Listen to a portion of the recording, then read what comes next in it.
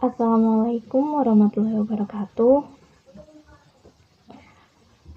Di sini saya dan kelompok saya akan menjelaskan tentang sistem pendukung keputusan dalam pemilihan handphone dengan metode Simple Additive Weighting atau SAW dengan berbasis web.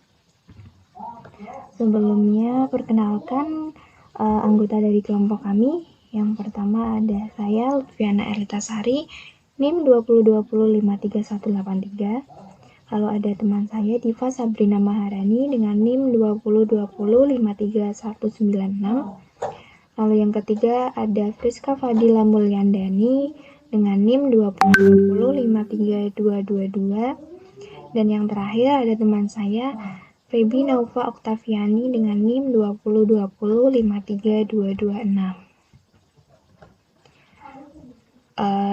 Untuk pendahuluan, handphone merupakan sebuah perangkat alat telekomunikasi elektronik yang memiliki kemampuan dasar yang sama dengan telepon konvensional, di mana handphone pastinya lebih praktis dan juga dapat dibawa kemana saja, dan juga memiliki banyak kelebihan. Dan seiring berkembangnya zaman, semakin maju pula perkembangan dunia, teknologi, salah satunya itu adalah handphone. Selain banyak fitur dan jenis, harga juga menjadi titik penentu seseorang dalam membeli sebuah handphone. Para konsumen umumnya kesulitan dalam mencari handphone yang diinginkan karena banyak fitur yang sudah tersedia, dan juga setiap fitur tersebut hampir mirip atau sama dengan tipe handphone dari handphone satu dengan yang lainnya. Dan hal ini dapat menyebabkan konsumen harus melakukan survei ke toko-toko terlebih dahulu dengan mengumpulkan informasi ingin membeli handphone apa sesuai dengan yang mereka inginkan.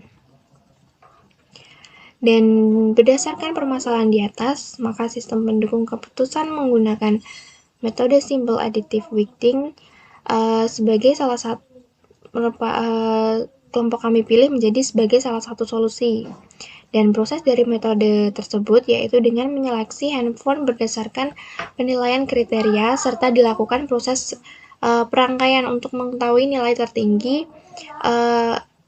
hingga nilai terendah, sehingga sistem menghasilkan kandidat handphone terbaik sesuai harapan. Dan dari hasil penelitian yang akan dibuat, harapan untuk calon pembeli bisa memberikan kemudahan kepada orang yang ingin membeli handphone dengan beberapa kriteria yang diinginkan, dan juga memberikan output informasi data handphone yang diinginkan konsumen, sehingga dapat diambil keputusan untuk menetapkan handphone yang terbaik dan sesuai keinginan dari kriteria yang telah diharapkan. Untuk penggunaan metode, pada penelitian ini kelompok kami menggunakan model pembuatan sistem menggunakan linear sequential model atau yang sering disebut dengan waterfall model. Cakupan proses model waterfall ini harus menyelesaikan satu tahap sampai selesai sebelum melanjutkan ke tahap berikutnya. Cahyono 2008. Yang pertama itu ada analisis, perancangan, proses pembuatan, proses pengujian, dan juga proses penerapan. Untuk analisis kebutuhan sistemnya, analisis kebutuhan sistem kelompok kami menggunakan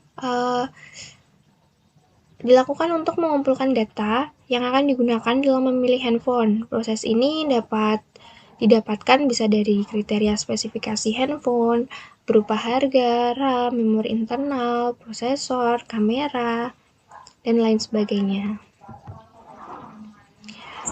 Dan perancangan sistem pendukung keputusannya, sistem pendukung keputusan sendiri merupakan sebuah sistem yang bisa menyelesaikan suatu permasalahan menggunakan perhitungan dan penelitian secara tepat dan juga terstruktur. Sistem juga bertujuan untuk proses pengambilan keputusan dengan cara semi-terstruktur atau tidak terstruktur. Fakih tahun 2015. Lalu metode Simple Additive Weighting sendiri membutuhkan proses normalisasi matriks keputusan X ke suatu skala yang dapat diperbandingkan dengan semua rating alternatif yang ada. Nah, di sini dapat dilihat ada sebuah rumus di mana Rij sama dengan Xij per max I maksimum, dan ini yang minimum. Maksimum jika J adalah atribut keuntungan atau benefit, dan dapat menjadi minimum jika J adalah atribut biaya kos. Dan untuk keterangan selanjutnya akan dilanjutkan oleh teman saya, Diva Sabrina Maharani. Perkenalkan, saya Diva Sabrina Maharani dengan NIM 202053196. Dengan rumus yang sudah ada di atas, keterangan dari rumus yang sudah disebutkan di atas yaitu Rij sama dengan nilai rating kinerja ternormalisasi, kemudian Xij sama dengan nilai atribut yang dimiliki dari setiap kriteria, kemudian max Xij adalah nilai terbesar dari setiap I kriteria, min Xij sama dengan nilai terkecil dari setiap kriteria I. Benefit adalah jika nilai terbesar adalah terbaik. Cost sama dengan jika nilai terkecil adalah terbaik. Kemudian di sini ada rumus yaitu VI sama dengan jumlah dari batas atas N dan batas bawah J sama dengan I dikali WI dikali Rij, di mana VI adalah hasil akhir pada alternatif, WI adalah bobot yang telah ditentukan, dan Rij sama dengan normalisasi matriks. Kemudian perancangan diagram use case. Diagram use case admin. Pada tahap ini, penulis mencari gambar sistem yang sesuai dengan kebutuhan sistem aplikasi, yaitu berupa use case diagram admin yang ditunjukkan pada gambar. Di sini ada admin yang bertugas untuk login admin, mengganti atribut kriteria, mengganti dan menyimpan bobot kriteria, kemudian input data alternatif, dan mengganti dan menghapus data alternatif. Kemudian ada diagram aktivitas user.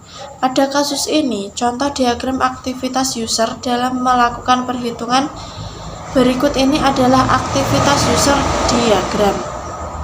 User mulai menginput data, kemudian sistem memasukkan jumlah tipe HP minimal 3. Kemudian sistem memproses data inputan. Kemudian user menampilkan data. Hasil dan pembahasan menentukan kriteria. Kriteria yang diperlukan dalam pengambilan keputusan pemilihan handphone dapat dilihat pada tabel.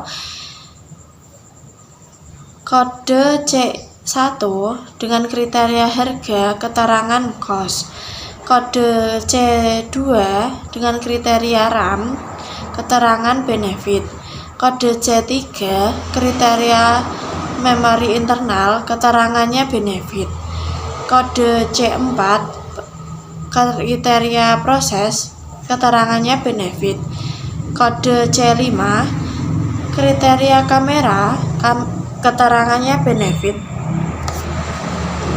Kemudian menentukan nilai bobot kriteria. Data nilai pembobotan kriteria ditunjukkan pada tabel 2. Kriteria harga dengan subkriteria kurang dari 1 juta, 1 juta dengan bobot 5, 1 juta sampai 3 juta dengan bobot 4, 3 juta sampai 4 juta dengan bobot 3, 4 juta sampai 5 juta dengan bobot 2, dan 5 juta ke atas dengan bobot 1.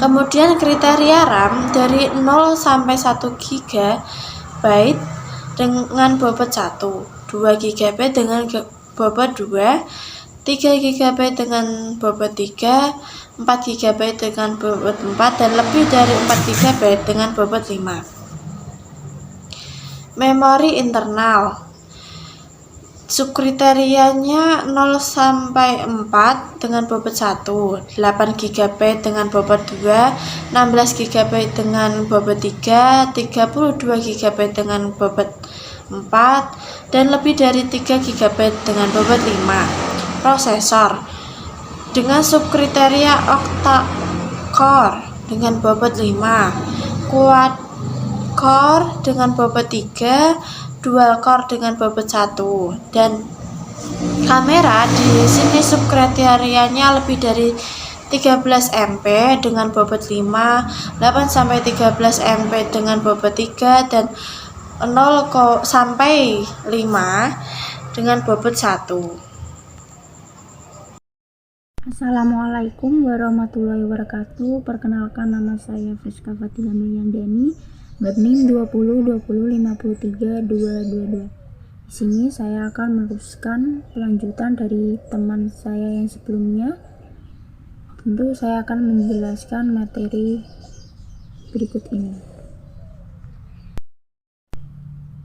Selanjutnya, diberikan masing-masing nilai bobot untuk setiap alternatif ditunjuk pada tabel 4. Alternatif ada di bawahnya A1, A2, A3, A4, dan A5. Di sebelah alternatif ada C1, C2, C3, C4, dan C5. A1 ini ada 1, 4, 5, 5, dan 3. Kemudian langkah selanjutnya membuat normalisasi matriks X dari data yang diambil dari tabel 4 di atas. X-nya di sini ada 1, X sama dengan 1, 4, 5, 5, 3, 4, 3, 3, 5, 3, 4, 2, 3, 5, 3, 4, 2, 3, 3, 4, 1, 3, 3, 3.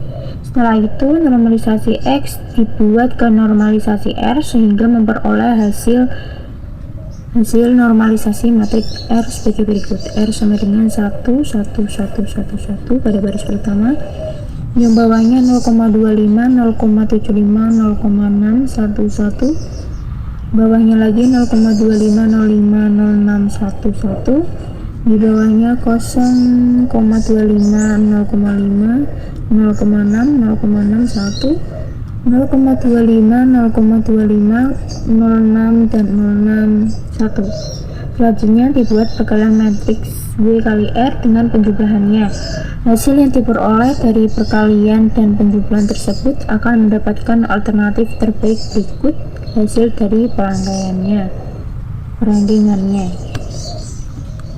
Di sini A1-nya ada dalam kurung 1 kali 0,2 tambah dalam kurung 1 kali 0,2 tambah 1 kali 0,2 tambah 1 kali 0,2 plus 1 kali 0,2 sama dengan 1. Dan selanjutnya A2 nya ada 0,72, A3 nya 0,6, A4 nya 0,59, A5 nya ada 0,54.